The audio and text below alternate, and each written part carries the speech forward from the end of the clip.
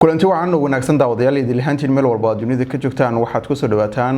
wararka caalamka kuwoodii ugu door corona qodobada maanta aan diiradda ku saari doono hadduu rabidmana waxaa ka mid noqonaya heshiiskii markaasi dhex maray Israa'iil iyo Falastiin oo markaasi maanta dhaqan galay sidoo kale waxaan daawadayaal idin soo gudbin doonaa wajiyada uu leeyahay heshiiskaasi sidoo kale waxaan soo gudbin doonaa jahawareerka ka taagan gudaha magaalada Gaza iyo sidoo kale gargaarka markaasi loo ogolaaday in ay galaan marinka Gaza haddaba halkee ayay ka galeen sidoo kale waxyaabahan idin soo gudbin doona waxaa ka mid ah lahaystayaasha markaasi ay sii deyn doonaan Hamas iyo halka Falastiiniyiinta markaasi la sii deyn doono oo Israa'iil gacanta ay ku haysay inta ay gaarayaan xogo badan oo warkaasi ku saabsan ayaan daawadayaal idin soo gudbin doona hadduu rabidmo haddii aad ku cusub tahay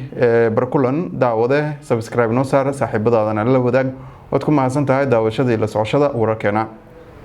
haddii aynu ku bilaabno markaasi gudaha magaalada Gaza waxaa ka jirta jahawareer baahsan oo markaasi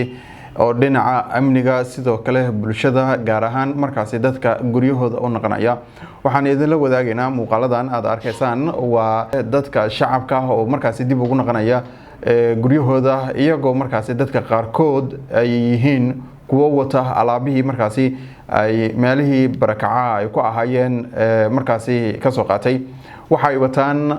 dharkoodii sidoo kale alaab ay qaarkood wataan gawaaridana aad arkaysaan waa kuwa safafka ku jira markaasi loogu talagalay dadka in ay qaadaan waxa ayna dib ugu noqonayaan guryahooda waa warka ugu farxadda badan ee maanta ka jirta magaalada Gaza gaar ahaan markaasi deegaanada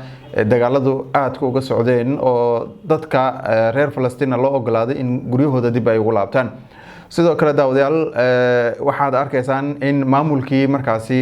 deegaanada qaarkood ay sameynayaan in wadooyinkii markaasi burburay ay hagaajiyaan oo marka ay u sameeyaan ama ka saaraan miinooyinkii ku jiray kuwaas oo loogu talagalay markaasi in ay ciliyaan Israa'iiliyiinta ciidamadooda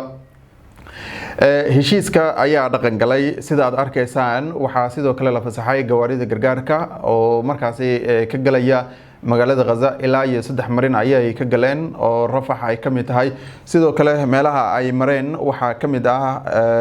scheme meel lagu magacaabo oo inta badan waqooyiga ah iyo sidoo kale Karim Shalom oo iyadana ah markaasi koonfurta iyo dhanka Rafah oo saddexdaas wado ayay ka galeen markaasi gawaarida ilaa iyo 600 oo gawaari oo markaasi xamuul wada ayaa ka gudbay marinadaasi iyagoo u socda markaasi Gaza gaar ahaan markaasi deegaanada ay markaasi dadka barakacayaasha ah ay tagayaan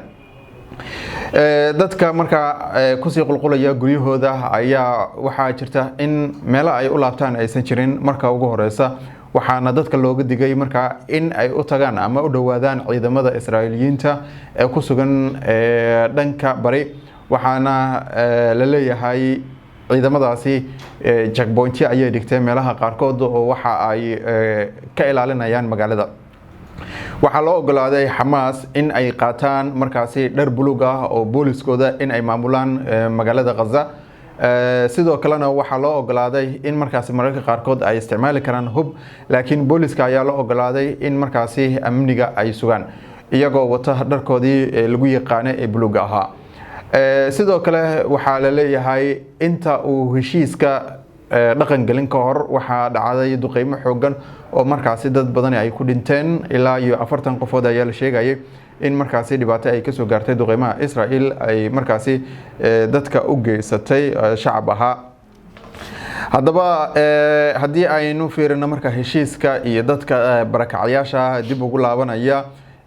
dad badan ayaa guryahooda ku laabanayay haddaba guryaha ay ku laabanayaan waa guryo muuqaaladooda aad arkaysaan sida ay u burbursan yihiin ayna markaasi aysan jirin meel ay hoy ka dhigtaan balse dadka waxay ku qanacsan yihiin in guryahooda dib ay ugu laabtaan wasiirka amniga Israa'iil isaga wuu iscazilay waxa uu diiday in markaasi heshiiskan uu ka qayb qaato ama ba uu dhaqan galo waxa uu tilmaamay marka in heshiis aysan markaasi Israa'iiliyiintu muhiim ahayn in waqti xaadirkan Hamas ay la gasho waxa ayna tilmaamay markaasi isaga wasiirka amniga in iscazilaadiisa ay tahay markaasi mid muhiim ah sababtoo tahay in dawladdan uu la shaqeyn karin xabadoojinta ay la gashay Hamas awoodeed waxa jira wasiiro kale oo iyagana sidaas oo kale arintan didina waana kooxda mucaaradka ee markaasi kasoo horjeeda arintan heshiiska. haddaba dhexdhexaadayaasha marka wada hadalada xabad joojinta iyo markaasi warbaahinta Israel ayaa aad arintan loo hadalhayay waxaana la shaaciyay liiska 33 qofood ee Xamaas markaasi ay sii deynayso waa kuwana muuqaalada sida aad ka arkaysaan dadka la sii deynayo waxa ku jira dad waayeelo ciidamo oo markaasi haween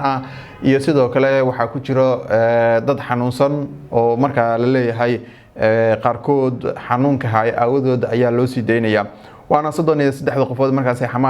Xamaas ay haysay muuqaaladooda iyo sawiradooda iyo da'dooda ayayna soo bandhigeen halka Israa'iiliyiintu ilaa iyo 1000 qofood ay siin doonaan maanta sida la rajeynayo waana la haystayaasha ugu horeeyay ee markaasi labada dhinac ay isdhaafsadaan wajiga koobaad Xamaas ayaa markaasi dhaqangalaya oo in kooda hore xabad joojinta marka ay bilaabato waxa ku xigi doona markaas in la haystayaasha la sii daayo sidoo kalena waxa ku xigi doonta marka in Israa'iiliyiintu ay ka baxaan deegaano qaarkood oo ay aad ugu badnaayeen waxayna tagi doona markaasi ilaa iyo dhinaca kale iyagoo markaasi waxa jirta wado weyn oo markaasi kala barta Gaza taasi oo markaasi ay ugu talagaleen Falastiiniyiinta in markaasi lagu kontrolo ama lagu maamulo wajiga koobaad waxa uu qaadan doonaa 42 maalmood in maxaabiistaasi la isweydaarsado waxaana markaasi xabad joojinta ay dhameystirmi doontaa markii la haystayaasha la sii daayo wajiga labaad ayaa isagana waxa uu noqon doonaa markaasi in ciidamada Israa'iiliyiinta ay guud ahaan markaasi ka baxaan Falastiin oo markaasi dib u dhis iyo sidoo kale ay bilaabato in markaasi horumarka iyo dhaqaalaha Falastiin dib u soo laabto waxyaabaha ka soo kordha daawadayaal halkan ayaynu idinku soo gudbin doonaa